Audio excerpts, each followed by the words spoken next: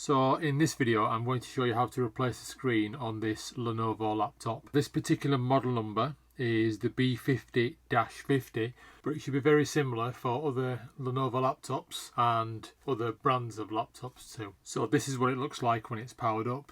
Absolutely useless to us. So let's get this swapped out. So on quite a few brands of laptops, you actually have screws inside the bezel on the front of the screen, and you can replace the screens by removing the bezel and then getting to the screen, which I've had before where it just has some screws. You undo the screws and the screen pops out, undo a ribbon cable and the job's done. This one is a bit more complicated, hence the video. So let's go through step by step, and I'll also highlight the areas where you need to pay attention because there's a couple of things that I did wrong. There were screws that I put back too early, and there was a little plastic piece on the ribbon connector for the cable that I damaged, so I had to overcome that. So it's worth watching the whole video. Just don't do what I did wrong really. The first thing I'm going to do is I'm going to open up the replacement screen. Now, I actually purchased the replacement screen used off eBay, and there was a very helpful seller who had the whole lid available for sale. So that had the screen, the bezel and the outer case. In that there is also the webcam, there's also aerials for the Wi-Fi and other bits of cabling. It just seemed a better solution for me to buy the whole thing. Now if yours is fine and you want to just replace your screen, then at the end of the video I'll show you how to take the screen away from the lid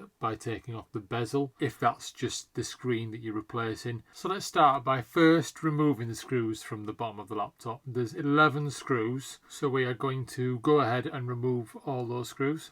And once all those screws had been taken out, this is where I struggled a little bit because I expected the back just to pop off and be two separate units, but there was something internally that was holding it all together. Now it turns out that behind the keyboard there are some more screws which are holding that back panel on, so the keyboard needs to come out. So if we have a very close look at the keyboard edge, you can just see where the clips are. So what we need to do is we need to put something like some sort of little thin prise tool or a very, very small screwdriver into that area and just nip it up as we go along. Now these keyboards have been glued in as well, so it's a case of get the implement underneath, lift it up a little bit and slowly prise it away, and you'll hear the glue from the tape coming away, and just work your way all the way around the keyboard and eventually that keyboard will pop off. I'll speed up the video just to show you that nice and quick.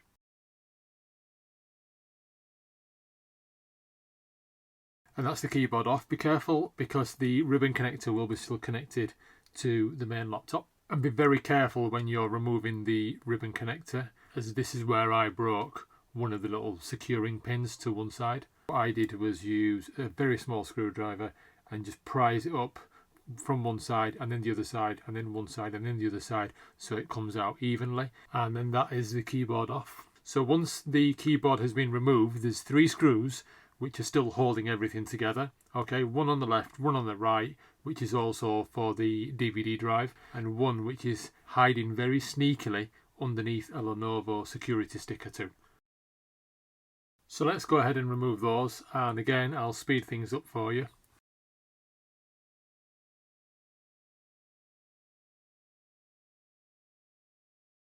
So now there should be nothing connecting the two parts together. The only thing that will be holding it together slightly is the cable that's coming from the battery. So there's a small cable that comes from the battery supplying the main laptop, and that is connected just below or around about the area where that Lenovo security sticker was. So that will need unclipping, and then this is the point where we can get that back off. So one thing we will do is just put the DVD player just to one side. There's nothing holding that in place now, so it's just wobbling around the place. So the next thing we're going to do is to unscrew the hinges. So let's just go ahead and do that. Speed things up again so we're not wasting time.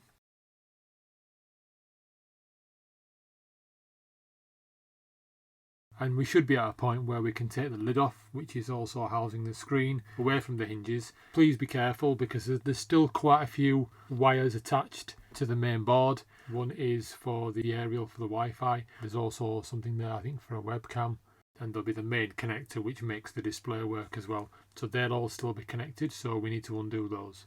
Most of the wires will be channeled around the laptop using little clips and little areas, so just take your time taking the wires out from whatever recesses they're in, and then just unclip the clips like you've unclipped the previous clips. These two in particular are rather fiddly. Two little aerial clips, I believe, for the Wi-Fi. Very, very tiny little clip-on PP9 battery clip. Very, very fiddly, so just take your time with these.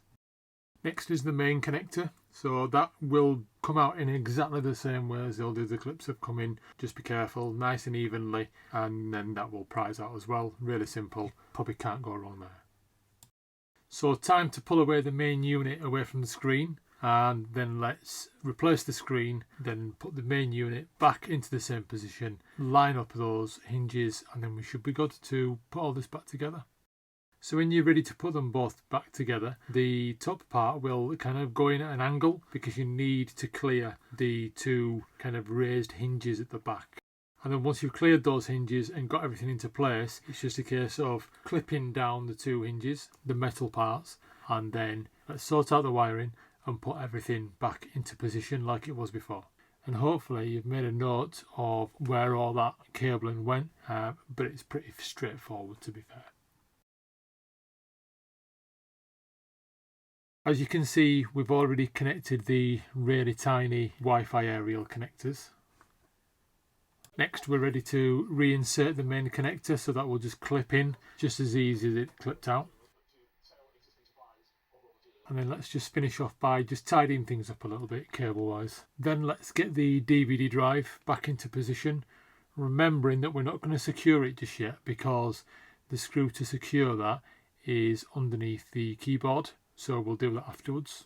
So the next thing we're going to do is we're going to screw in the hinges. Now I don't have a video of this because, like I said earlier, I made a bit of a mistake. The only screws that you need to insert into the two hinges are the two at the bottom of each hinge. I'll post a picture on the screen now of the screws that need to be fitted and the one screw at either side which will be fitted but only once the back cover has gone back on.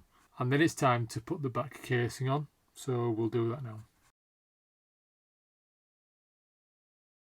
And then it's time to flip the unit over, and then we're going to reattach that cable which was connecting the battery to the main board.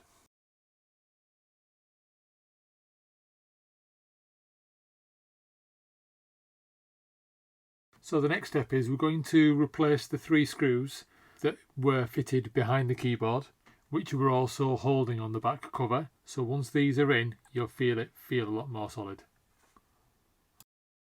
And then as we're nearing towards the end of this install, it's time to put the keyboard back in. I struggled quite a lot with this because when I was taking it apart, as mentioned before, I actually damaged one side of the clip. As you can see in the picture, there's a lug missing on the right hand side, and that is something that holds everything in place. So I actually used some tape on the ribbon connector to connect to the pins, and you might notice that in the next few clips. Please don't think this part is easy. This was the most difficult of the whole video. So one thing I really wanted to do was to power the unit up and make sure that the screen worked. There was no issues with it and I hadn't done anything wrong in terms of the installation. And secondly, the little repair that I had to do on the ribbon for the keyboard, I needed to make sure that was functional. So I wanted to test that. So I powered up the machine, switched it on. The machine, in terms of the screen, is working fine. Everything responding like it should. And I was really glad to see that the little fix that I had for the keyboard ribbon had also worked too. That was all good. Everything successful so far. The next thing was to then attach the keyboard. So click all that back into place. So be nice and firm when clicking the keyboard back in. There were some corners that I had that were still sticking up, but with a firm little push, everything will click into place nicely. And then last but not least was to just install the screws back onto the underside of the laptop. And that's the finished article in all its glory. Nice new screen and ready for work. So originally I was going to put a little bit on the end of this video for those people out there who were replacing just the screens and not the whole top section like I purchased in this video. What I'm going to actually do is I'm going to put that into a separate video. We'll go through what's involved with replacing just the screen and not the whole top section.